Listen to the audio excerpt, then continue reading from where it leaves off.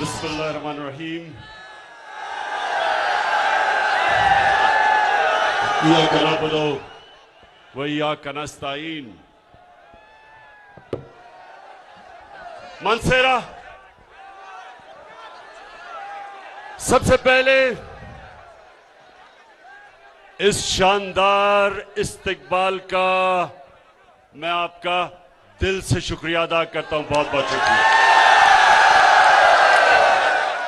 میں آج اعظم سواتی آپ کا، صالح محمد آپ کا شکریہ ادا کرتا ہوں، اور میرے جو ایم پیز بیٹھے ہیں، مشتاق غنی، بابر سلیم، نواب زادہ فرید اور احمد شاہ، میں آپ کو بھی سب کو خراج تحسین پیش کرتا ہوں اس شاندار جلسے کی. منصیرہ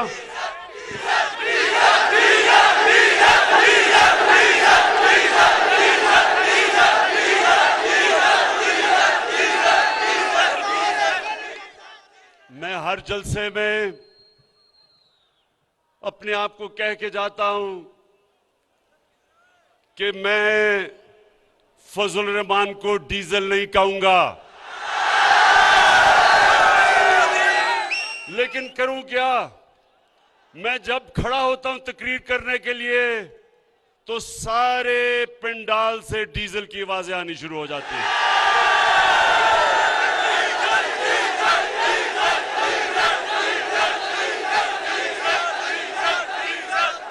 برے اور مشکل وقت میں نے پوری کوشش کی کہ ڈیزل کی قیمت کم کی جائے. اس وقت یہ منصیرہ آپ باشعور لوگ ہو، آپ سمجھتے ہیں. میں ابھی بیٹھ کے دیکھ رہا تھا، ایک ایک چیز جو یہاں بولی جاتی تھی سب کو سمجھتی. تو آپ نے غور سے ذرا میری بات سنیں کہ دیکھیں میں جب اپنے اللہ اور رسول کی بات کرتا ہوں اور اپنے دین کی بات کرتا ہوں، یہ اوپر والا گواہ ہے. میں کبھی نہ ووٹ لینے کے لیے ان کا نام لیتا ہوں، نہ کسی طرح لوگوں کو اپنی طرف کھینچنے کے لیے ان کے نام لیتا ہوں. یہ میرا ایمان ہے. نوجوانوں یہ سن لو میری بات، میں وہ انسان ہوں جو ساری دنیا پھر چکا ہے. میں وہ پاکستانی ہوں جو دنیا کا، کرکٹ کی دنیا کا سپر سٹار رہ چکا ہے. کہنے کا مطلب یہ منصیرہ، اور میں خاص طور پہ میں نوجوانوں سے خاص طور پہ مخاطب اس لیے ہوں کہ میرے نوجوانوں، آپ پاکستان کا مستقبل ہو. آپ کو میں اپنے تجربے سے میں یہ سکھانا چاہتا ہوں کہ صحیح راستہ کون سا ہے، آپ کی عظمت کا راستہ کون سا ہے، اور آپ کی تباہی کا راستہ کون سا ہے. نوجوانوں، جب آپ نماز پڑھتے ہیں، آپ جب اللہ کے سامنے 5 وقت دن میں جھکتے ہیں تو کیا مانگتے ہیں؟ کیا مانگتے ہیں اللہ سے؟ صرف ایک چیز مانگتے ہیں نوجوانوں. اللہ سے آپ مانگتے ہیں کہ اللہ اس راستے پہ لگا جس میں تو نے نعمتیں بخشی، اس راستے پہ نہ لگا جو تباہی اور بربادی کا راستہ ہے. 2 راستے ہیں آپ کے سامنے. نوجوانوں، سارا وقت یاد رکھنا کہ ہمیشہ آپ کے سامنے 2 راستے آئیں گے. یہ جو لوگ ہیں، ابھی جو صالح محمد نے بات کی، اس کے ضمیر کو خریدنے کے لیے 20 یا 25 کروڑ روپے اس کے سامنے رکھے گئے. रेट्स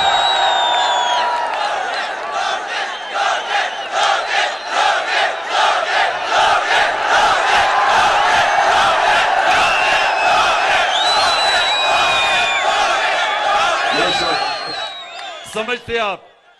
तो नौजवानों, इस वक्त ये जो इस्लामाबाद में मंडी लगी हुई है, इसमें लोगों के ज़मीर को खरीदने के लिए 20 और 25 करोड़ की ऑफर दी जा रही है। अब ये मैं आपके सामने ये जो लोगों को खरीदने की कोशिश की है, तो साले मोहम्मद के सामने भी दो रास्ते थे। एक रास्ता था कि ये पैसे ले ले और कहे जी इमरान खान तो बड़ा बुरा आदमी है, और मुझे अभी पता चला है, मेरा ज़मीर जाग गया कि ये तो बहुत बुरा आदमी है, इसलिए मुझे तो पता ही नहीं था कि ये इतना बुरा है। मुझे तो अब पता चला है कि पीटीआई ने तबाह कर दिया पाकिस्तान। तो एक तो ये रास्ता है, पैसे पकड़े और कहे जी मुझे मेरा ज़मीर जाग गया इसलिए मैं उधर जा रहा हूं। एक दूसरा रास्ता है, वो दूसरा रास्ता नौजवानों मुश्किल रास्ता है, लेकिन वो आपके नबी सल्लल्लाहु अलैहि वसल्लम का रास्ता है। आपके नबी का रास्ता आसान नहीं था, हर किस्म की मुश्किलें अल्लाह ने उनको पर डाली। अल्लाह के हबीब थे, सबसे ज्यादा इंसान जिससे अल्लाह प्यार करता था वो हमारे नबी सल्लल्लाहु अलैहि वसल्लम थे। उनका आसान रास्ता नहीं था। जो सच और हक का रास्ता नौजवानों वो आसान नहीं होता, मुश्किल होता है। सारा वक्त ये चूहे मिलके आपको बुरा भला कहते हैं, गालियां निकालते हैं, जमा होके डराते हैं, ब्लैकमेल करते हैं, लेकिन नौजवानों, इंसान की अजमत का रास्ता ही मुश्किल रास्ता है। आसान रास्ता जो हम समझते हैं कि जी 20 करोड़ रुपया पकड़ लिया और हमारी जिंदगी आसान हो जाएगी। नौजवानों, अल्लाह ने कुरान में 3 चीजें वाज़ेह लिखी हुई हैं कि जितना पैसा आप जिंदगी में बनाएंगे वो अल्लाह के हाथ में है, कोशिश इंसान के हाथ में है, लेकिन कितनी आपकी रिस्क होगी वो अल्लाह के हाथ में है। दूसरा कि इज्जत अल्लाह के हाथ में है, जिल्लत अल्लाह के हाथ में है। ये जो लोग समझते हैं कि आपको बुरा भला कह के आपको इंसान जलील कर सकता है, कोई इंसान को जलील नहीं कर सकता, क्योंकि इज्जत अल्लाह ने अपने हाथ में रखी हुई है। और जिंदगी मौत, सबसे ज्यादा इंसान को खौफ मौत का होता है। अल्लाह ने इंसान को आजाद कर दिया है। वो कहता है कि किस टाइम पे तुम दुनिया से जाओगे ये अल्लाह ने अपने हाथ पे रखा है, इसलिए अल्लाह ने आपको आजाद कर दिया है। कुरान में वो कहता है कि जो लोग ईमान ले आए मैं उनके खौफ दूर कर देता हूं। एक बुज़दिल आदमी वो होता है जिसमें ईमान नहीं होता। ईमान वाले की निशानी होती है उसकी कोई कीमत नहीं होती, उसके ज़मीर को कोई खरीद नहीं सकता, उसको कोई डरा नहीं सकता। तो मैं साले मोहम्मद आज आप सबके सामने आपको इसलिए खराज तहसीन पेश करता हूं कि 20 करोड़ क्या 50 करोड़ भी आपको वो ऑफर करते, आपने नहीं जाना था उनके साथ। अच्छा नौजवानों, अब पहले तो मैं आज अल्लाह के सामने उसका शुक्र अदा करता हूं कि मैं सुरखरू हूं। क्यों?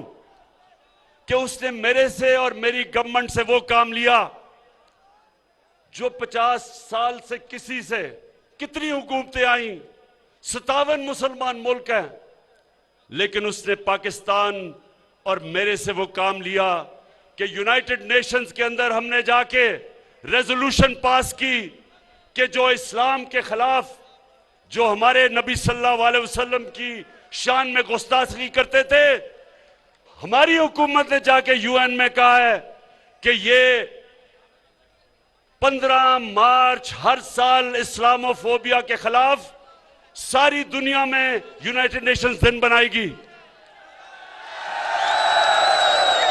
اور یہ جو اب تک ہمیں تکلیف دی جاتی تھی آزادی رائے کے نام پہ، فریڈم آف ایکسپریشن کے نام پہ ہمارے نبی صلی اللہ علیہ وسلم کی شان میں گستاخی کی جاتی تھی، اب یونائٹڈ نیشنز یعنی ساری دنیا کی کمیونٹی نے یہ فیصلہ کیا ہے کہ آزادی رائے کے پیچھے چھپ کے آپ 1.5 ارب مسلمانوں کو تکلیف نہیں پہنچا سکتے. تو میں یہ منصیرہ والے مجھے یہ بتائے کہ 30 سال سے فضل الرحمان سیاست کر رہا ہے دین کے نام پہ، اس نے کیوں نہیں یہ کیا؟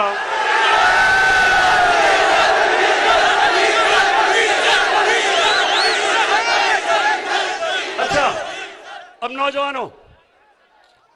نوجوانوں آپ سنیں. پہلے تو میں صرف آپ کو یہ بتا دوں کہ یہ میرا ایمان ہے، یہ پالیٹکس نہیں ہے، یہ ووٹ لینے کی کوشش نہیں ہے.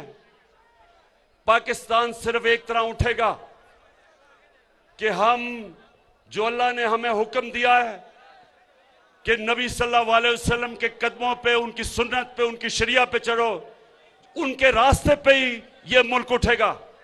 اور ان کا راستہ یہ تھا کہ پاکستان کو اگر ہم نے اوپر اٹھانا ہے تو جو مدینہ کی ریاست پہ انہوں نے اصولوں پہ نبی صلی اللہ علیہ وسلم نے جو اصول طے کیے تھے، جب ہم ان اصولوں پہ چلیں گے، میں آپ سب کو آج دعویٰ کرتا ہوں کہ ہم سب کے سامنے آپ دیکھیں گے کہ دنیا میں یہ ملک اٹھتا کیسے ہے، کیسے ہر پاسپورٹ کی دنیا میں عزت ہوتی ہے. اور وہ سب سے پہلے انصاف کے علاوہ جب تک ایک معاشرے میں عدل اور انصاف نہیں آتا وہ معاشرہ ترقی نہیں کر سکتا.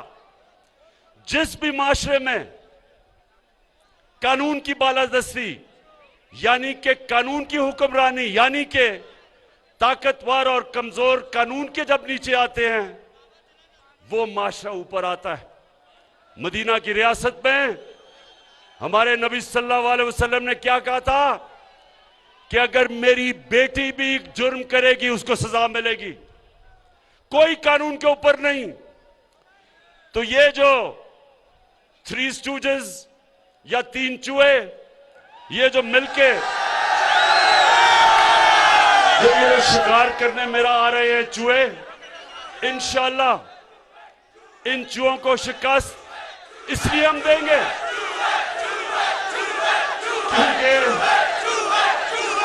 کیونکہ یہ چاہتے ہیں کیا؟ یہ ایک چیز چاہتے ہیں کہ کسی طرح عمران ان کے کرپشن کے کیسز ختم کر دے، ان کو این آر او دے دے جو جنرل مشرف نے ان کو این آر او دیا تھا. ساری جنگ یہ ہے، عدم اعتماد کی جنگ کا صرف ایک مقصد ہے کہ کسی طرح جس طرح جنرل مشرف نے ان کی کرپشن کے کیس معاف کیے تھے عمران خان بھی وہ کر دے.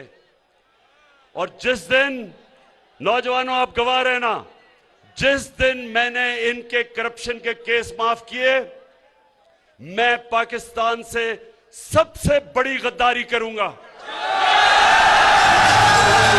لال میری بد رکھیو بلا جھولے لالن او لال میری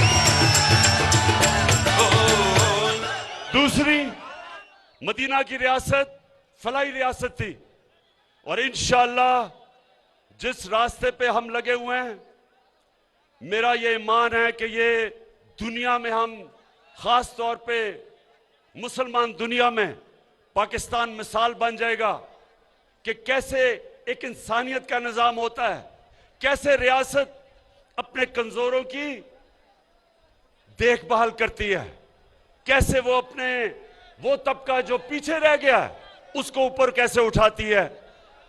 کیسے جیسے ہم نے ہیلتھ کارڈ لے کے آئے ہیں. نوجوانوں یہ آپ جا کے دنیا میں دیکھیں کتنے ملک ہیں جدھر ہر خاندان کو ہم ہیلتھ انشورنس دے رہے ہیں 10 لاکھ روپے کی کہ کسی بھی ہسپتال میں جا کے اپنا علاج کروا سکتے ہیں. مہنگے ہسپتال ہیں, پرائیویٹ ہاسپٹل. کوئی عام آدمی سوچ بھی نہیں سکتا تھا کہ وہ اس دروازے کے اندر بھی جا سکتا ہے. اب مزدور, کسان, ویلڈر, جو بھی تنخواہ دار غریب طبقہ ہے ان کے گھر میں ہیلتھ کارڈ ہوگا. کسی بھی ہسپتال میں جا کے اچھے سے اچھے ہسپتال میں جا کے اپنا علاج کروا سکتے ہیں. یہ پہلا قدم ہے فلاحی ریاست کی طرف. پھر ہم نے احساس کے پروگرام شروع کیے. سب سے پہلے ہم 2 کروڑ خاندانوں کو جو غریب ترین ہے ہم 14,000 روپے دے رہے ہیں خاندان کو تاکہ اپنا وہ گھر سنبھال سکیں. پھر مہنگائی کے دور میں 2 کروڑ خاندان کو ہم 30% رعایت دلوا رہے ہیں گھی, آٹے اور چینی میں.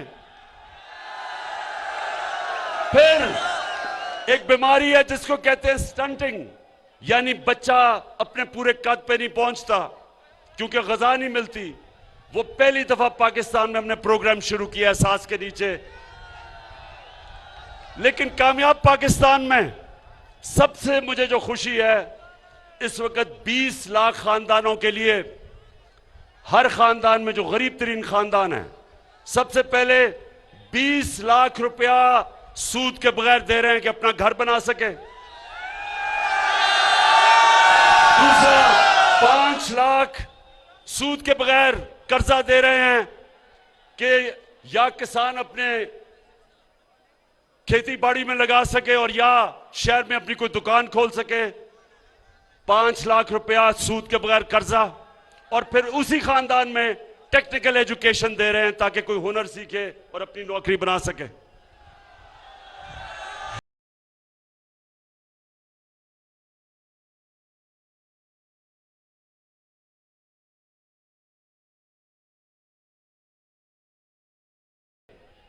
اب جو میں اپنی قوم کو سب سے زیادہ ضروری چیز بتانا چاہتا تھا وہ یہ کہ دیکھیں نوجوانوں, میرے ماں باپ ایک غلام ہندوستان میں پیدا ہوئے تھے, آزاد نہیں تھے, انگریز کی غلامی تھی. میں وہ پاکستانی ہوں جو ہم پہلے بچے آزاد پاکستان میں پیدا ہوئے تھے. تو مجھے بچپن سے میرے ماں باپ نے ایک چیز بتائی تھی کہ تم کتنے خوش قسمت ہو کہ تم ایک آزاد ملک میں پیدا ہوئے ہو. تم سر اٹھا کے پھر سکتے ہو ایک آزاد ملک میں. بڑی مشکلات تھی شروع میں جب پاکستان بنا. بہت زیادہ ہندوستان سے ریفیوجیز آئے, پیسے نہیں تھے, ملک چلانے کے لیے پیسے نہیں تھے, لیکن بڑا جوش اور جذبہ اور جنون تھا کہ ہم نے پاکستان کو کھڑا کر دیا. تو میں نے یہ کبھی بات نہیں بھولی میرے نوجوانوں کہ مجھے بڑی تکلیف ہوتی تھی جیسے ہمارے ملک میں ہم نے باہر کے ملکوں کی غلامی شروع کر دی. ہمارے ایسے لیڈر آ گئے جنہوں نے یہاں سے پیسہ چوری کر کر کے باہر بھیجا, اور جن ملکوں میں ان کا پیسہ پڑا تھا چوری کا ان ملک کے غلام بن گئے. ہمارے ملک میں 2008 سے 2018 تک ہم جس ملک کے لیے جنگ لڑ رہے تھے, امریکہ کے لیے, ہمارے لوگ مر رہے تھے اس جنگ میں, 80,000 پاکستانی مرے.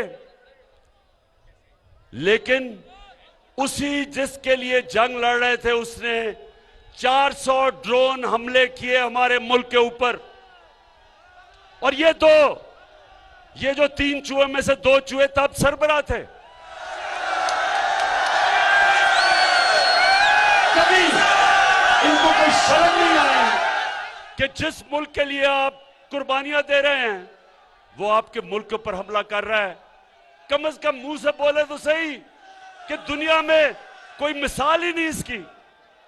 لیکن جو اپنی دولت کے غلام ہوں، جنہوں نے چوری کر کے پیسہ مغربی بینکوں میں اور آف شور اکاؤنٹس میں رکھا تھا، ان کے اندر کبھی جرت نہیں آئی اور ایک دفعہ انہوں نے مذمت نہیں کی، اور پاکستانیوں کو ہر قسم کی ذلت اٹھانی پڑی.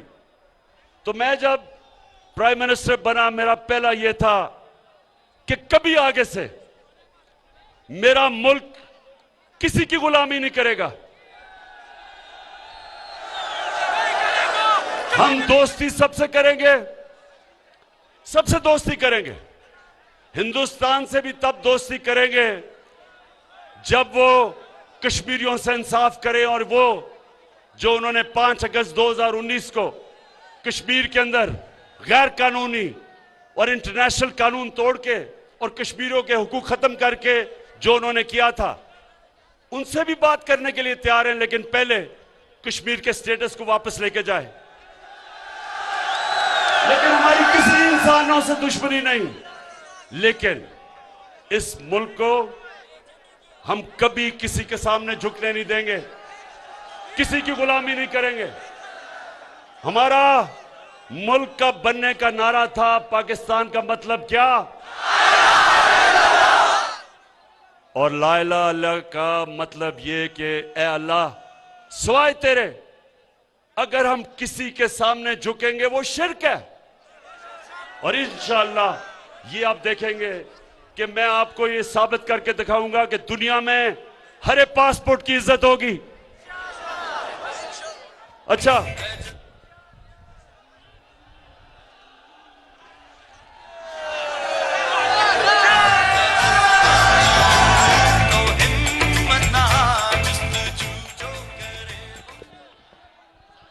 ایک منٹ ذرا عصر کی نماز اذان ہو جائے.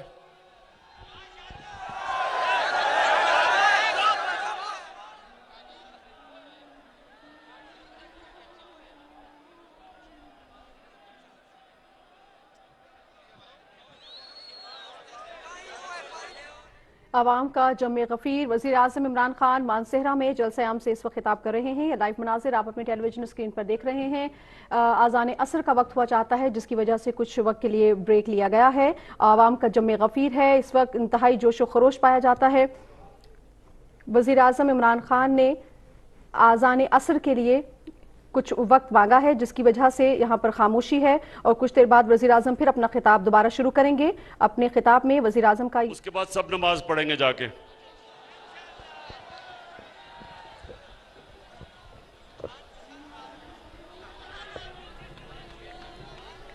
اذان عصر کا وقت ہو چکا ہے، جس کی وجہ سے وزیر اعظم عمران خان نے جلسہ عام میں خطاب سے کچھ دیر کے لیے بریک لیا ہے. جیسے ہی اذان عصر اختتام پذیر ہوگی، وزیر اعظم عمران خان دوبارہ عوام سے خطاب کریں گے. اس وقت آپ دیکھ سکتے ہیں عوام کا جمع غفیر امڈ آیا ہے. مانسہرہ میں وزیر اعظم عمران خان موجود ہیں، جلسہ عام سے خطاب کر رہے ہیں. عوام میں جوش و خروش پایا جاتا ہے. اپنے خطاب کے دوران وزیر اعظم نے یہ بھی کہا کہ نوجوان نسل پاکستان کا مستقبل ہے. اچھا جی، اب تو مدینہ کی ریاست کی 3 چیزیں کیا تھیں؟ قانون کی بالادستی، حکمرانی، انصاف 1، فلاحی ریاست 2، ایک خوددار ریاست جو سوائے اللہ کے کسی کے سامنے نہیں جھکتی. اب چوتھی چیز ہے وہ آپ سب کے لیے. چوتھی چیز یہ ہے کہ 3 تو ریاست کی ذمہ داری ہے، ایک آپ کی ذمہ داری ہے، اور وہ ہے امر بالمعروف. اللہ کا حکم ہے انسانوں کو، اللہ کا حکم ہے کہ ہر انسان اچھائی کے ساتھ کھڑا ہو، اچھائی کے لیے جہاد کرے، اور برائی اور بدی کے خلاف جہاد کرے. یہ حکم ہے اس کا. اللہ نے آپ کو کسی کو یہ اجازت ہی نہیں دی کہ جب اچھے اور برے کی جنگ ہو تو آپ کہیں جی میں پیچھے کھڑا ہوں، میں تو نیوٹرل ہوں، میں تو کسی کے ساتھ نہیں ہوں. یہ اللہ نے مسلمان معاشرے کو اجازت نہیں دی. اب میرا وقت بہت مغربی معاشروں میں گزرا ہے. میں آپ کو یقین دلاتا ہوں کہ جتنا بھی میرا وقت برطانیہ میں گزرا اور کوئی 20 سال، آپ یقین کریں کہ ہمارا معاشرہ امر بن معروف پہ نہیں چل رہا، ان کا معاشرہ چل رہا ہے۔ وہاں میڈیا، ان کے ادارے، ان کی عدلیہ، ان کی عوام، سب جب اچھے اور برے کی جنگ ہوتی ہے سب اچھائی کے ساتھ کھڑے ہو جاتے ہیں۔ کسی آدمی، کوئی پولیٹیشن جو عوام کا پیسہ چوری کرتا ہے، جس پولیٹیشن کے مقصود چپڑاسی کے اکاؤنٹ میں 375 کروڑ روپے آ جاتا ہے، جس کے نوکروں کے اکاؤنٹ میں 16 ارب روپے آ جاتا ہے، ساری قوم، سارا میڈیا، اس کی اپنی پارٹی، سب اس کے خلاف کھڑے ہو جاتے ہیں، سب بدی کے خلاف کھڑے ہوتے ہیں۔ کبھی یہ نہیں ہوتا کہ ایک بھگوڑا جو ملک چھوڑ کے جھوٹ بول کے بھاگ جائے، جو عدالت اس کو مجرم قرار دے، اس کے باہر پینما کا انکشاف ہو اور اس کے پکڑا جائے کہ جی بیٹی کے نام پہ 4 اربوں روپے کے محلات خریدے ہوئے ہیں لندن میں، سب سے مہنگے علاقے میں، اور پھر عدالت اس کو سزا دے، پھر وہ جھوٹ بولے۔ پہلے مشرف کے دور پہ جھوٹ بول کے گیا کہ میں نے کوئی سعودی عربیہ سے معاہدہ نہیں کیا، اور پھر اس باری کہ جی میں بیمار ہوں، بہت مرنے لگا ہوں، پھر جھوٹ بول کے چلا جائے۔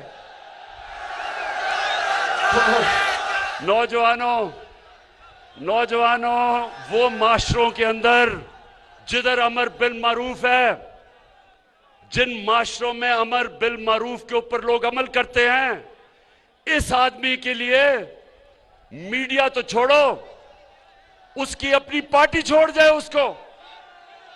جھوٹو، ایک برطانیہ میں ایک پرائم منسٹر تھا ہیرلڈ میکملن، اس نے جھوٹ بولا، اس کو ریزائن کرنا پڑا جھوٹ بولنے پہ۔ یہاں جھوٹ بھی بولو، 1 دفعہ نہیں، 2 دفعہ نہیں، عدالت میں جھوٹ بولو، قطری خط جھوٹ بولو، کلبری فون جھوٹ بولو، جھوٹ پہ جھوٹ بولو، لیکن وہ پھر بھی لیڈر بنا ہوا لندن میں بیٹھ کے۔ اس لیے کہ ہم اللہ کے حکم پہ نہیں چلتے، اور جب ایک معاشرے کے اندر لوگ اچھائی کے ساتھ کھڑے نہیں ہوتے، وہ معاشرہ تباہ ہو جاتا ہے۔ تو نوجوانوں، اب یہ میرے سے سنیں، یہ سارے اکٹھے ہوئے ہیں، یہ چوہے اس لیے اکٹھے ہوئے ہیں، یہ کہتے ہیں کہ جناب بہت برا حالات ہے پاکستان میں۔ میں آج آپ سب کے سامنے، نوجوانوں، اب تو آپ کے پاس موبائل ٹیلی فون ہے، یہ ساری چیزیں چیک کر لیں۔ میں آج سب کے سامنے چیلنج کرتا ہوں کہ پاکستان کی تاریخ کے اندر 3.5 سالوں کے اندر کسی حکومت نے اس طرح کی پرفارمنس نہیں دی جو مجھے بڑا فخر ہے میری حکومت نے دی ہے۔ آج معیشت دیکھ لیں، آج جس سے ملک اٹھتا ہے وہ ایکسپورٹس ہیں۔ آج پاکستان کی تاریخ میں سب سے زیادہ ایکسپورٹس ہیں۔ آج ہمارے پاس جو ٹیکس اکٹھا ہوا وہ تاریخ میں سب سے زیادہ ہے۔ آج جو باہر سے ہمارے پاکستانی پیسہ بھیج رہے ہیں ڈالرز، وہ سب سے زیادہ ہے۔ آج 5 فصلیں ان کی تاریخی پیداوار ہوئی ہے، گندم کی، گنے کی، مکئی کی، چاول کی، آلو کی، ریکارڈ، اس لیے کہ ہم نے کسانوں کا دھیان رکھا ہے۔ کسانوں کو ہم نے وہ قیمت ان کی فصلوں کی دلوائی ہے جو پاکستان کی تاریخ میں کبھی نہیں تھی۔ آج وہ ہمارے کسانوں کے پاس پیسہ گیا ہے جو اس ملک کی تاریخ میں کبھی کسانوں کے پاس اس طرح پیسہ نہیں آیا۔ اور پھر انڈسٹری، آج ہماری انڈسٹری چل پڑی ہے، ٹیکسٹائل انڈسٹری کی ریکارڈ ایکسپورٹس ہے۔ ٹیکسٹائل انڈسٹری یہ پچھلے دور میں بند ہو رہی تھی، ان کے اوپر ہاؤسنگ سوسائٹیز بن رہی تھی۔ آج مزدور نہیں مل رہے ٹیکسٹائل کے لیے کہ ماشاءاللہ اللہ کے کرم سے इस तरह का पाकिस्तान की इंडस्ट्री आगे बढ़ रही है। आईटी की इंडस्ट्री, जो नौजवानों आपका फ्यूचर है, आईटी, इंफॉर्मेशन टेक्नोलॉजी, 75% 2 सालों में आईटी की एक्सपोर्ट्स बढ़ी हैं। और इंशाल्लाह जो हम आगे देख रहे हैं, सिर्फ आईटी उठा देगी इस मुल्क को। फिर ये मैं आपको बताऊं कि जब एक मुल्क में ईमानदार हुकूमत आती है, और फर्क क्या है, पाकिस्तान के ऊपर रेको डेक 2000 अरब रुपए का पाकिस्तान पे हर्जाना हुआ था। 2000 अरब रुपए का पाकिस्तान के ऊपर एक फैसला किया था अदालत ने, और हमारे ऊपर हमने 2000 अरब देने थे जिन कंपनियों ने अदालत में गई थी। मुझे फख्र है कि 3 साल मुसलसल हमने नेगोशिएट करके हमने वो मसला हल किया। वही कंपनी जो छोड़ के चली गई थी, सोने की और कॉपर की, तांबे की जो माइंस थी, वो वापस आ गई है। 9 अरब डॉलर वो अब पाकिस्तान में इन्वेस्ट करेंगी। बलोचिस्तान की इंशाल्लाह तकदीर बदल जाएगी। पाकिस्तान में डॉलर्स आएंगे, जो ये हमारे रुपए पे जो प्रेशर पड़ता है, इससे डॉलर आएंगे। फिर ये सुने जरा, एनएचए, सड़कें, ये भी नौजवानों आपके पास टेलीफोन हो, मोबाइल फोन हो, ये गूगल करें कि 2013 में जब नून लीग थी तो किस कीमत पे सड़कें बनाई जा रही थी, और 2021 में महंगाई के बावजूद किस कीमत पे सड़कें बनाई। आपको हैरत होगी कि 2013 में जिस कीमत पे सड़कें बनाई गई और 2021 में हमारे दौर में 23 करोड़ रुपए फी किलोमीटर हमने सड़कें सस्ती बनाई, बचाया मुल्क का।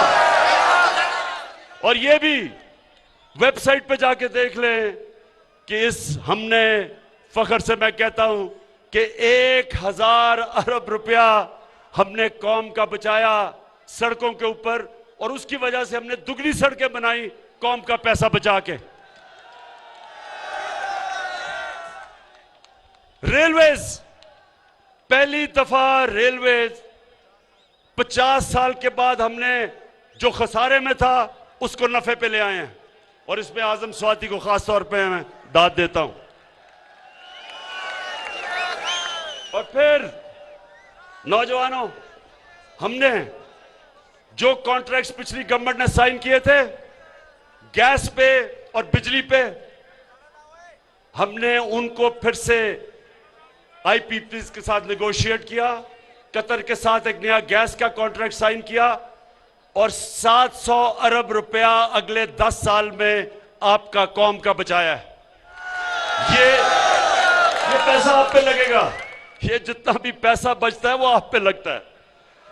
तो आखिर में मानसेरा, आखिर में मैं इस जबरदस्त जुनूनी जलसे का आपका शुक्रिया अदा करता हूं।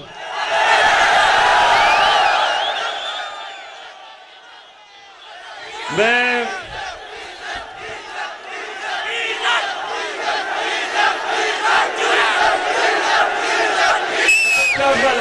एक मिनट, हाथ उठा के जरा मुझे बताओ मानसेरा के लोगों कि ये 3 चूहे जो करने चले हैं शिकार, ये कामयाब हो जाएंगे?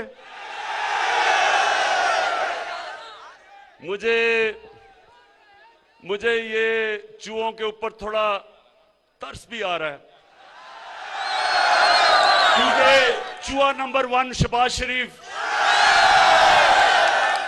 उसने अपनी अचकन सलवा ली थी, प्राइम मिनिस्टर के ख्वाब देख रहा था,